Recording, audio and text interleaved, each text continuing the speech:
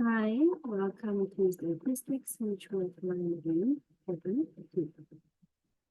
Now, with statistics, we're going to be working with scatter plots. Scatter plots, they do not necessarily have a defined line. So we're going to use the line of best fit, or what we call least square regression line, in order for us to predict why values, other why values that we might be interested in. So with the least regression line, statistically, the line of the best fit is such that the sum of the square of the vertical distances between the points and the line is minimized, right?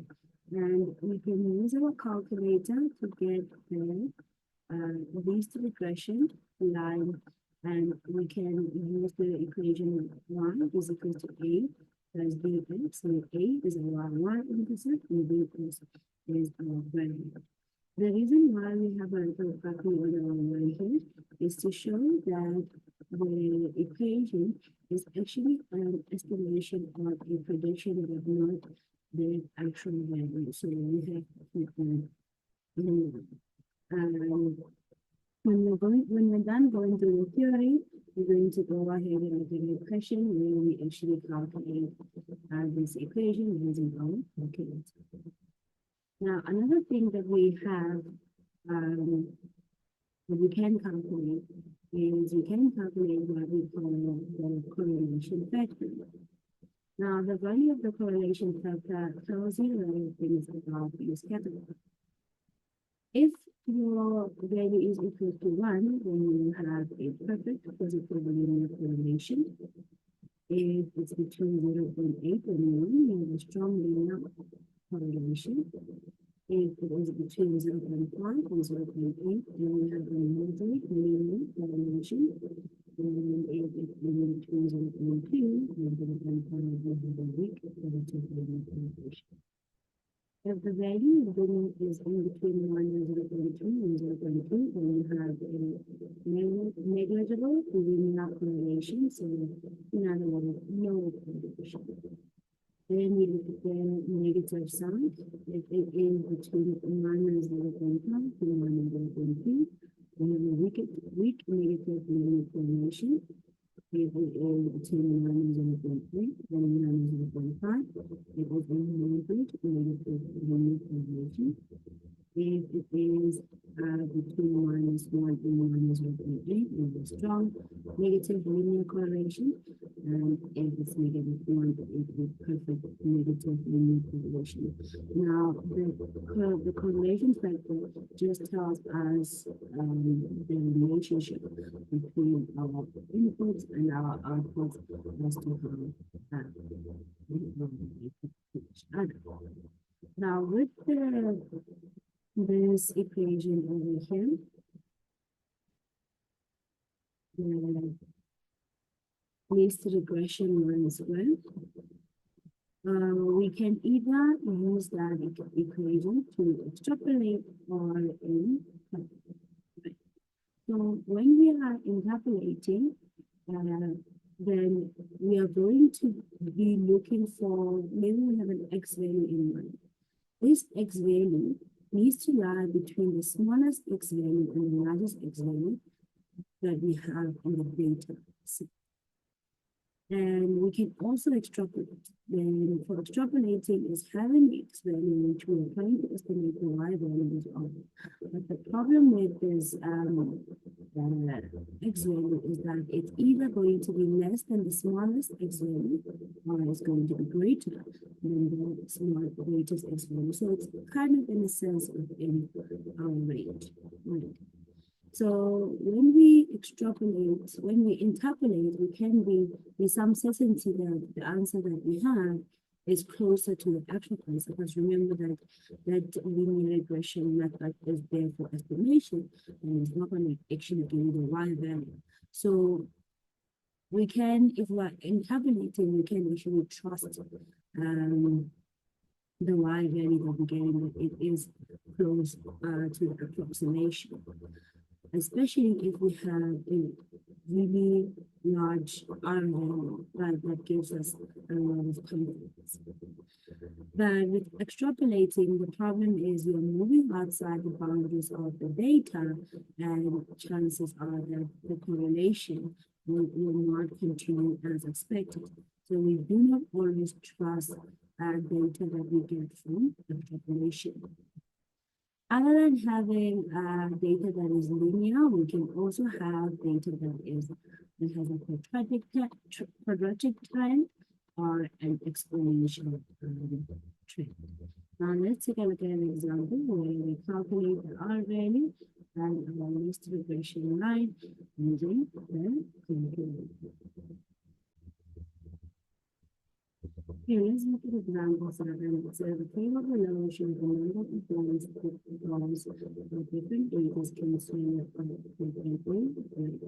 We have age, which is the input, and then the point, which is the line or the first thing we need to do is determine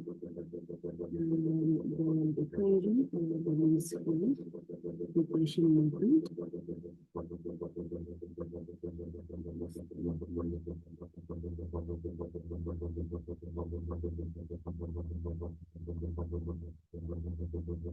So you need to make sure that the calculator is in the correct line.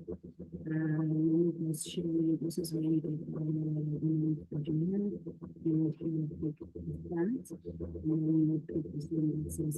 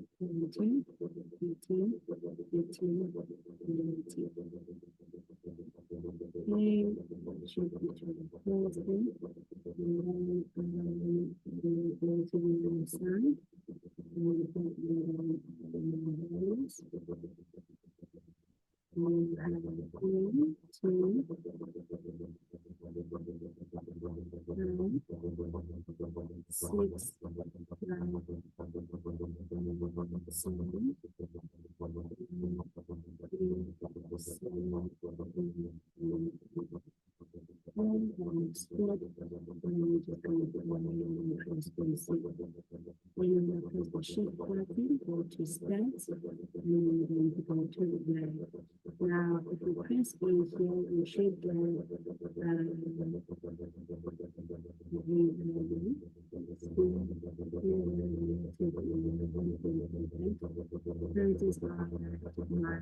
the paper that I put into the calculator. So if ever that is the case, what you can do is to go over your data. You can say shift press 1, and then you can have data number 2 just to check on the data that you have. Right, 213, that's correct. 14, right. 14 right, 14 right, 15 right, 16 right, 16 plus 2 right, 17 yes, 18 and 18. So this last one actually does not exist. So and then it's just to see the line value, and everything is okay here. We have 3, all right.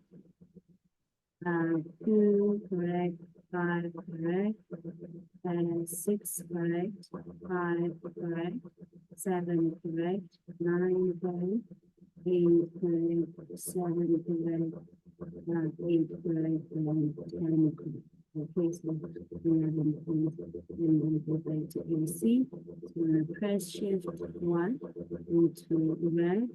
A should be at 11. When this is the thing get, and here is that calculator. Then you can say AC again, and press shift 1, go back to red, And then B over here, 2 would then be the 1.67 that they have there, which is our gradient. If we want to find our official gradient here, we will say shift 1, go back correct, and then take another R. Okay, we can see we have a strong positive linear correlation according to the numbers that we have here. So with that equation, we can also approximate. So here we say, we look at the question, it says, we want to down, okay, we want to pause, so we got that. The question says, determine the number of ranked and 8 and 19-year-old girls should be able to swim. So again, that's X is an input, right? That you can see in terms of the range, it's actually greater than that X value, right? So it's extrapolating and we get 11, right? And then it says, according to the least regression line, how many women should an 80-year-old swim? And they should swim a lot, right? So for the 19-year-old, we can give it grace. We can give it grace and say, yes, that's okay. But is the question for the 80-year-old a reliable answer? No, no, it's not. The answer is not reliable because 80 is too far away from the other X values. The least regressions that the least regression line cannot be used to determine numbers of rank an 80-year-old will be able to swim just in the given range. To see more examples like these, please head on to the exams videos that we have on the YouTube channel and also on the website.